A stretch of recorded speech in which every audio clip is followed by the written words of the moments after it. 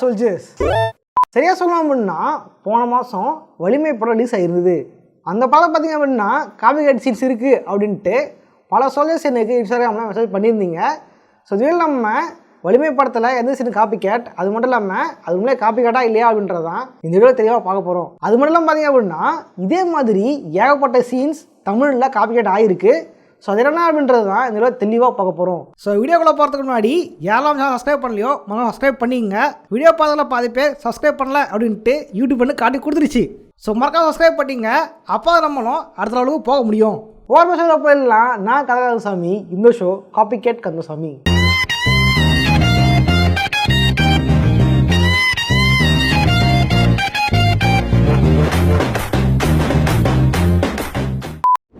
முதல்ல பார்க்க போகிறது வலிமையின் சோகம். ஆக்சுவலி ஆக்டர் அஜித்குமாரோட வலிமை படம் பார்த்தீங்க அப்படின்னா கிட்டத்தட்ட 900 டேஸ்க்கு அப்புறம் ரிலீஸ் ஆகிருக்கு.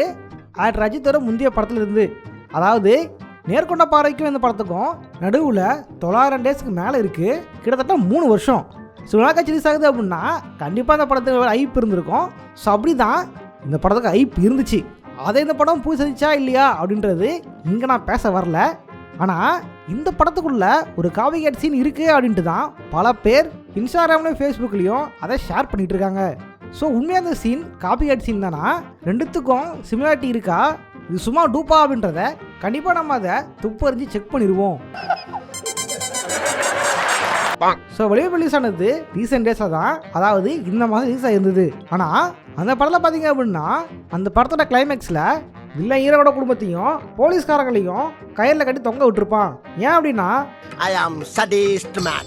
இந்த விஷயம் ஹீரோவுக்கு பயங்கர அதிர்ச்சியாக இருக்கும்.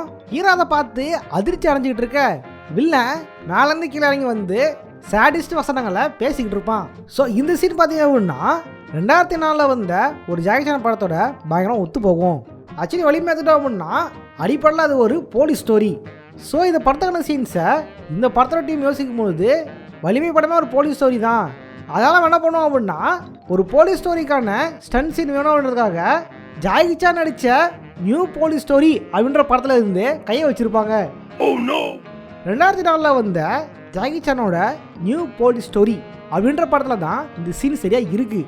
இந்த சீன் அப்புறம் பார்த்தீங்க அப்படின்னா படத்தோட மிடில் ஜாக்கி சான் தன்னோட போலீஸ் டீமோட சேர்ந்துக்கிட்டு வில்லன் குரூப்பை கிரிமினல்ஸ் இடத்துக்கு தேடி போவாங்க. அந்த நேரத்தில் அங்கிருந்த வில்லன் குரூப் என்ன பண்ணுவாங்க அப்படின்னா ஜாக்கி சானோட மற்ற சக போலீஸுகளை அடித்து இந்த மாதிரி கையில் தொங்க விட்டுருப்பாங்க. 2 சீன் ஒன்றா வச்சு பார்த்தீங்க அப்படின்னா ரெண்டுமே கிட்டத்தட்ட பார்க்கறதுக்கு ஒரே மாதிரி தான் இருக்கும். இதே மாதிரி எல்லாருமே கயிறில் கட்டப்பட்டு தொங்க விடப்பட்டிருப்பாங்க. வலிமை படத்தை வில்லனான கார்த்திகேயா கோபம் கொண்டா மாதிரியே இவனும் அதே மாதிரி கயிறை பிடிச்சிட்டு கீழே இறங்குவான். மேலும் இவனும் அதே மாதிரி கொடூரமான வசனங்களை பேசிக்கிட்டு இருப்பான். காரணம் என்ன அப்படின்னா இவரும் ஸோ இந்த விஷயங்கள்லாம் பார்த்து அல்டிமேட் ஸ்டார் அஜித்குமார் மாதிரியே நம்ம அதிரடி மன்னன் ஜாக்கி சானும் கண் கலங்கிடுவார். ஆனால் 2 படத்துக்கு என்ன வித்தியாசம் பார்த்தீங்க அப்படின்னா வலிமை படம் நம்ம ஏகே தன்னோட குடும்பத்தை காப்பாற்றிடுவார். ஆனால் நம்ம அதிரடி மன்னனான ஜாக்கி சான் காப்பாற்ற வேண்டிய போலீஸ்காரங்களை அநியாயமாக இழந்துடுவார்.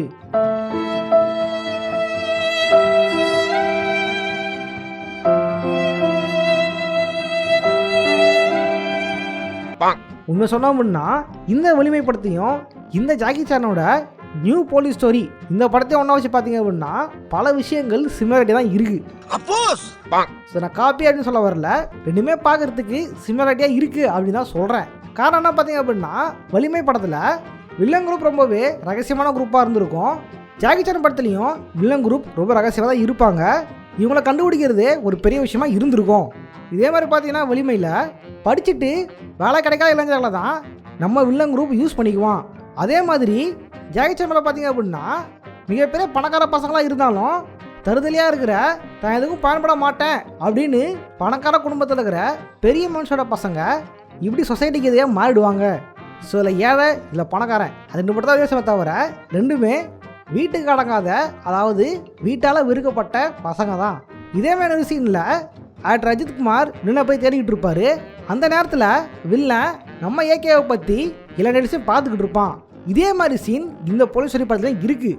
ஒரு பக்கம் ஜாக்கி சான் ஆளுங்களும் வில்லன் குரூப் யார், இவங்க என்னென்ன பண்ணுறாங்க அப்படின்றத பயோடாட்டாவாக பார்த்துக்கிட்டு இருப்பாங்க. அந்த பக்கம் ஜாக்கி சான் யார், அவர் எப்படிப்பட்டவர் அப்படின்றத பற்றி வில்லன் குரூப் பார்த்துக்கிட்டு இருப்பாங்க. ஸோ இந்த சீன் மேய்க்கிறத பார்க்கறதுக்கு ஒரே மாதிரி தான் இருந்துச்சு. மேலும் 2 படத்துல பார்த்தீங்க அப்படின்னா கிளைமேக்ஸ் சீனில் ஒரு நியூஸ் சொல்லியிருப்பாங்க. இந்த நியூஸ் ரெண்டும் வேறு வேறையாக இருந்தாலும் கிட்டத்தட்ட பார்க்கறதுக்கு சிமிலாரிட்டி தான் இருக்கும். ஸோ ஒருவேளை டாக்டர் H. வினோத் வலிமை படத்தை எடுக்கிறதுக்காக ஜாக்கி சானோட நியூ போலீஸ் ஸ்டோரி படத்தை ரெஃபரன்ஸ் பார்த்துருக்கலாம். ஸோ அதனால் கூட அவர் இன்ஸ்பயர் பண்ணி இந்த சில விஷயங்களை வச்சுருக்கலாம். மற்றபடி இந்த சன்சீனை தாண்டி சில விஷயங்கள் ஒத்து போக தவிர பல விஷயங்கள் வேறுமையாக தான் இருக்குது. ஸோ ஒருவேளை அவர் இந்த படத்தை ரெஃபரன்ஸ் பார்த்துக்கலாம், பார்க்காம இருந்திருக்கலாம். அடுத்து பார்க்க போகிறது அன்னியன் ஃபைட். ஸோ அன்னியன் படத்தை பார்த்தீங்க அப்படின்னா அந்த படத்தோட கான்செப்டே 7 படத்தோட கான்செப்ட் வந்து காப்பி தான் அப்படின்ட்டு பல பேர் சொல்லியிருப்பாங்க. ஸோ என்னை பொறுத்த வரைக்கும் அது ஒரு இன்ஸ்பிரேஷன் தான். ஸோ இருந்தாலும் இந்த படத்துக்குள்ளே ஒரு சன்சீன் ஒன்று அப்படியே வேற ஒரு படத்தில் இருந்து எடுத்து வைக்கப்பட்டிருக்கு. அது என்ன பார்த்தீங்க அப்படின்னா அன்னியன் படத்தில் ஆக்டர் விக்ரம்குள்ளே அம்பி, ரெமோ, அன்னியன் அப்படின்ட்டு 3 விதமான பர்சனாலிட்டி இருந்திருக்கலாம். ஆனால் அந்த 3 வித பர்சனாலிட்டியுமே ஏதோ ஒரு விதத்தில் சதா கூட செட் ஆகும். அம்பி நந்தினி கிடைக்கலையே அப்படின்ட்டு ஏங்குவான், இன்னொருத்தன் நந்தினி உசார் பண்ணுருவான், இன்னொருத்தன் நந்தினியை கொலை பண்ணியே தீருவேன் அப்படின்ட்டு துரத்த ஆரம்பிச்சிருவான். ஸோ அந்த சீனில் பார்த்தீங்க அப்படின்னா சதாவோட நந்தினி கேரக்டர் ஒரு மார்ஷியல் குரூப் கிட்ட போயிட்டு ஹெல்ப் கேட்பாங்க. அந்த இடத்துல அவங்கள எதிர்த்து அன்னியன் சண்டை போட்டுக்கிட்டு இருப்பான். அதனால் பார்த்தீங்க அப்படின்னா இந்த மொத்த குரூப்புமே அன்னியன் மேலே ஏற ஆரம்பிச்சிடும். எல்லாருமே அவர் மேலே விழுந்துருவாங்க. அவர் தடுக்கிறன்ற பேரில் மொத்த பேருமே அவர் மேலே விழுந்து கிடப்பாங்க. அதனால் பார்த்தீங்க அப்படின்னா கோபம் கொண்ட அன்னியன் திடீர்னு எந்திரிப்பார், மொத்த பேரும் பறந்துடுவாங்க. அந்த சீனை அப்படியே ஸ்லோ மோஷனாக காமிச்சிருப்பாங்க. இது எங்கேருந்து உருவப்பட்டது அப்படின்னு பார்த்தீங்க அப்படின்னா அது வேற எங்கேயும் இல்லை, அது நம்ம மேட்ரிக்ஸ் படத்துலேருந்து தான். நம்ம கேனு ரீவ்ஸ் நியோவை நடிச்சிருந்த மேட்ரிக்ஸோட படத்தில் பார்த்தீங்க அப்படின்னா மேட்ரிக்ஸுக்குள்ளே ஏஜென்ட் ஸ்மித்ன்ற வைரஸ் தனத்தானே காப்பி எடுத்துக்கிட்டு ஊர் முழுக்கவே ஏஜென்ட் ஸ்மித்தோட வைரஸாக தான் பல பேர் இருந்திருப்பாங்க.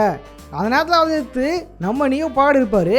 அந்த நேரத்தில் ஏகப்பட்ட ஸ்மித் நியோ மேலே ஏறி ஒரு அடக்க முயற்சி பண்ணியிருக்கோம். ஸோ அந்த நேரத்தில் நம்ம நியோ கோபம் கொண்டு வெகுந்து எழுவார். அதில் அவர் மேலே இருந்த எல்லா ஸ்மித் க்ளோன்ஸும் அப்படியே காற்றுல பறந்துருக்கும். அந்த சீனை அப்படியே ஃப்ரீஸ் பண்ணி சுற்றி காமிச்சிருப்பாங்க. ஸோ இந்த அன்னியன் சீனையும் இந்த மேட்ரிக்ஸ் சீனையும் பார்த்தீங்க அப்படின்னா அப்படியே ஒரே மாதிரி தான் இருக்கும். மேட்ரிக்ஸ் படத்தை பார்த்து அப்படியே அன்னியன் படத்தில் காப்பி பண்ணி வச்சுருப்பாங்க. ஸோ மேட்ரிக்ஸ் ஹீரோட இந்த படம் ரிலீஸ் ஆனது எப்போன்னு பார்த்தீங்க அப்படின்னா 2003. ஆனால் அன்னியன் படம் பார்த்தீங்க அப்படின்னா 2005 தான் ரிலீஸ் ஆகியிருக்கும். ஸோ மேட்ரிக்ஸ் ஹீரோட பார்த்து தான் அன்னியன் படத்தை உருவாக்கியிருப்பாங்க. ஸோ இது காப்பி தான். ஆனால் ஒரு விஷயத்தில் அன்னியன் டீமாக பாராட்டலாம். என்னென்னு பார்த்தீங்க அப்படின்னா மேட்ரிக்ஸ் படத்தில் அந்த ஷாட்டை முழுக்கவே விஎஃப்எக்ஸ் தான் பண்ணியிருப்பாங்க. அதில் இருக்கிற கேரக்டர்ஸ் எல்லாமே சிஜி கேரக்டர்ஸ் தான். ஆனால் அன்னியன் படத்தில் பார்த்தீங்க அப்படின்னா அதை ப்ராக்டிக்கலாக தான் பண்ணியிருப்பாங்க. விஎஃப்எக்ஸ் இல்லாமல் ப்ராக்டிக்கலாகவே அந்த ஸ்டண்ட்டை பண்ணியிருப்பாங்க. அடுத்த பார்க்க போகிறது சர்க்காரின் சண்டை காப்பிகள். 2018 ஆக்டர் விஜய், ஏஆர் முருகதாஸ் கூட்டணியில் 3வது திரைப்படம் தான் இந்த சர்க்கார். இந்த படத்தை பார்த்தீங்க அப்படின்னா ஒரு சன் சீன் வந்திருக்கும். அது என்ன சீன் பார்த்தீங்க அப்படின்னா மார்வல் யூனிவர்ஸ், டிசி யூனிவர்ஸ் மாதிரி சர்க்காரோட யூனிவர்ஸில் சுந்தர் பிச்சை இருக்கிறவர் தான் ஆக்டர் விஜயோட கேரக்டர். ஸோ இவரை அடிக்கிறதுக்கு அரசியல்வாதிங்க அடியாளெல்லாம் அமைச்சிருப்பாங்க. அதனால் பார்த்தீங்க அப்படின்னா அவர் பிரிட்ஜுக்காக சண்டை போட்டுக்கிட்டு இருப்பார். அந்த சீனில் பார்த்தீங்க அப்படின்னா ஒரு அடியாளை அடித்து இந்த மாதிரி தோளில் தொங்க போட்டிருப்பாரு. ஸோ இந்த சீன் மாசாக இருந்தாலும் இந்த சீன் ஒரு காப்பி சீன் தான். ஒரு எதுவாக காப்பி அப்படின்னு பார்த்தீங்க அப்படின்னா இந்த சீனுக்காக இவங்க இங்கிலீஷ், சைனீஸ், மார்ஸ் அப்படின்ட்டுலாம் வெளியே போகல, பக்கத்து ஸ்டேட்டான தெலுங்குலேருந்து எடுத்து அப்படியே வச்சுருப்பாங்க. 2017 அதாவது சர்க்காருக்கு 1 வருஷத்துக்கு முன்னாடி வந்த படமான டிஜே அப்படின்ற படத்தில் இருந்தால் இது அப்படியே வச்சுருப்பாங்க. அந்த படத்தில் பார்த்தீங்க அப்படின்னா அல்லு அர்ஜுன் ஒரு ஃபைட் சீனில் இதே மாதிரி ஒரு அடையில் அடித்து தோலை தொங்க போட்டிருப்பாரு. ரெண்டுத்தையும் ஒன்றாச்சு பார்த்தா அப்படின்னா அப்படியே ரெண்டும் ஒரே மாதிரி இருக்கும். ஸோ அந்த ஸ்டண்ட் சீன் அப்படியே காப்பி தான். ரெண்டுமே பார்க்குறதுக்கு ஒரே மாதிரி தான் இருக்கும். ஸோ இந்த விஷயத்தை பல பேர் இதுக்கு முன்னாடியே வாட்ஸ்அப் ஸ்டேட்டஸ்லேயும் வாட்ஸ்அப்லேயும் இன்ஸ்டாகிராம்லேயும் ஷேர் பண்ணியிருப்பாங்க. அது நீங்கள் ஏற்கனவே பார்த்துருக்கலாம். ஸோ அடிப்படையில் பார்க்கும்போது ரெண்டுமே காப்பியாக தான் இருக்கும், ரெண்டுமே பார்க்க ஒரே மாதிரி தான் இருக்கும். ஆனால் இந்த காப்பிக்கு பின்னாடி ஒரு முக்கியமான விஷயம் இருக்குது. இதுக்கு ஒரு பேக் ஸ்டோரி இருக்குது. அது என்ன பார்த்தீங்க அப்படின்னா இந்த சன் சீனை கோரியோகிராஃப் பண்ணது யார் அப்படின்னு பார்த்தீங்க அப்படின்னா அது ராம் லட்சுமணன் பிரதர்ஸ் தான். ஸோ இவங்க நீங்கள் பழைய படத்தை பார்த்துருக்க முடியும். பழைய படங்களில் சிஜி பண்ணாமல் டபுள் ஆக்ஷனாக இந்த இரட்டையர்கள் ஹீரோக்களை எதுவும் சண்டை போட்டிருப்பாங்க. உதாரணம் சொன்னால் அப்படின்னா மஜா படத்தில் விக்ரம் எதுவும் சண்டை போடுற மாதிரி நீங்கள் பார்த்துருக்க முடியும். ஸோ இவங்க தான் சர்க்கார் படத்துக்கு கொரியோகிராஃப் பண்ணியிருப்பாங்க இந்த ஃபைட் சீனை. ஸோ இதே ஃபைட் மாஸ்டர்ஸ் தான், இதே இரட்டையர்கள் தான் தெலுங்கில் அல்லு அர்ஜுனோட அந்த ஃபைட் சீனை கொரியோகிராஃப் பண்ணியிருப்பாங்க. ஸோ ஆல்ரெடி அவங்க தெலுங்கில் பண்ண அதே ஸ்டண்டை தான் இங்கே பண்ணியிருக்காங்க. ஸோ இந்த விஷயம் இது கிருதராமோட ரீஒர்க் மாதிரி தான், இது காப்பி கிடையாது. அதான் சொன்னால் அப்படின்னா மியூசிக் டேரக்டர்ஸ் எடுத்துட்டாலே தெலுங்கில் போட்ட பாட்டே எடுத்துகிட்டு வந்து தமிழில் போடுவாங்க, அதேமாதிரி தமிழில் போட்ட பாட்டே எடுத்துகிட்டு போய் தெலுங்கு போடுவாங்க. ஸோ அதே மாதிரி தான் இதுவும், இந்த சீன் காப்பி கிடையாது, இது ரெண்டுத்தையும் பண்ணது ஒரே ஆளுங்க தான். ஸோ இதை நான் சொன்னதுக்காக ப்ரோ வால் தெரிது ப்ரோ நீ ஒரு அனில் ப்ரோ அப்படின்ட்டுலாம் கலாயக்கூடாது. இது ஃபேக்ட். ஸோ ஃபேக்டாக தான் பார்க்கணும். அடுத்த பார்க்க போகிறது ஆக்ஷன் படத்தின் பைக் திருட்டு. ஸோ உலகமாக நம்ம காவி படம் சொல்லிட்டு ஒரிஜினல் படம் சொல்லுவோம் இல்லையா, இந்த வாட்டி சேஞ்சுக்கு ஒரிஜினல் படம் சொல்லிட்டு அதுக்கப்புறம் காவி படம் சொல்லுவோம். மார்வல் சினிமாட்டிக் யூனிவர்ஸில் ஒன்றாவது முக்கியமான படம் தான் சிவில் வார். இந்த படத்தில் பார்த்தீங்க அப்படின்னா வின்டர் சோல்ஜர் ஷீலோட கட்டுப்பாட்டில் இருந்து எஸ்கேப் ஆகி ஓடுருவார். அதனால் பார்த்தீங்க அப்படின்னா ஜிடிஏல வர சிஜே மாதிரி ரோட்டில் ஓடிட்டுறவங்கிட்ட இருந்து பைக்கை ஒத்த கையில் பிடிச்சி அப்படியே திருப்பி பைக்கில் உக்காந்துட்டு எஸ்கேப் ஆகிடுவார். ஸோ இந்த சீனை அப்படியே தத்துரமாக காமிச்சிருப்பாங்க, அது பார்க்குறதுக்கும் பக்காவாக இருந்திருக்கும். ஆனால் இந்த சீனை பார்த்தீங்க அப்படின்னா தமிழ் படத்தில் ஒரு படத்தில் ஆட்டையை போட்டிருக்காங்க. அது யார் படம் அப்படின்னு பார்த்தீங்க அப்படின்னா நம்ம விஷாலனோட படம். பாஸ் அப்படின்னா அது பாம்பு படமா? எடிட்டர் கம்ப்ளீரியா.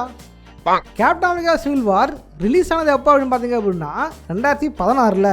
ஆனால் இந்த படத்து சீன் 2019 வந்த நம்ம அண்ணன் விஷாலோட ஆக்ஷன் படத்தில் இருக்குது. இதாக சொன்னால் அப்படின்னா ஆக்ஷன் படத்தில் ஒரு முக்கியமான சீனில் நம்ம விஷால் அண்ணன் ஒருத்தனோட வண்டியை ஒத்த கையிலே பிடிச்சி அப்படியே திருப்புவார், நம்ம வின்டர் சோல்ஜர் மாதிரியே. ஸோ ரெண்டுத்தையும் ஒன்றா வச்சு பார்த்தீங்க அப்படின்னா அப்படியே தெரியும் ஈயர்ச்சாங் காப்பி அப்படின்ட்டு.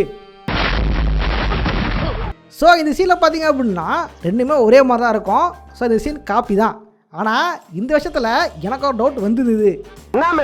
வின்டர் சோல்ஜர் இப்படி பண்ணார் அப்படின்னா அதுக்கு ஒரு காரணம் இருக்குது. காரணம் அவர் சூப்பர் சோல்ஜர்.